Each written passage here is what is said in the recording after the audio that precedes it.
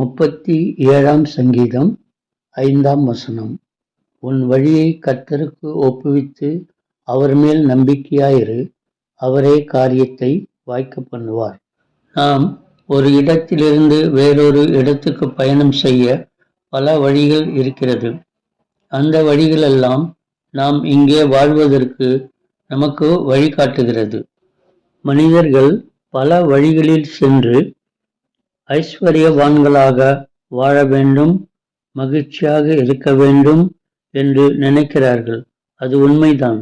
ஆனால் மனிதர்கள் செல்லும் வழிகளை விட தேவன் காட்டும் வழியே மிகவும் சிறந்தது. அவர் காட்டின வழியில் சென்றால் மனிதர்கள் நிம்மதியாக வாழலாம். இயேசு கிறிஸ்து இவ்வுலகில் தேவகுமாரனாக வந்து, நானே வழியும் சத்தியமும் ஜீவனுமாய் இருக்கிறேன் என்று சொன்னார்.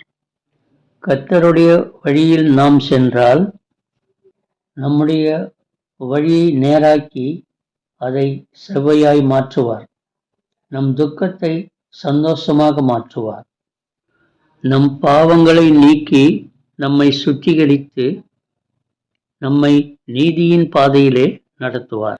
நாம் பாவங்களுக்கு செத்து நீதிக்கு பிழைத்திருக்கும்படி அவர்தாமே நம்முடைய பாவங்களை சிலுவையின் மேல் சுமந்தார். நாம் அவரை விசுவாசித்து நம்முடைய பாவங்களை அவரிடத்தில் அறிக்கையிட்டால் அவர் நம் பாவங்களை மன்னித்து நம்மை சுத்திகரிப்பார். அவரை விசுவாசிப்பதினால் நீதிமான் பிழைப்பான் என்று எழுதியிருக்கிறது. அவர்தான் சத்தியம், அவர்தான் உயிர்த்தெழுதலும் ஜீவனுமாய் இருக்கிறவர். நீங்கள் அவரை விசுவாசித்தால் உங்கள் மனதின் போராட்டங்கள் நீங்கும். அவருடைய மகிமையான செயல்களை உங்கள் வாழ்வில் காண்பீர்கள். ஜெபம்.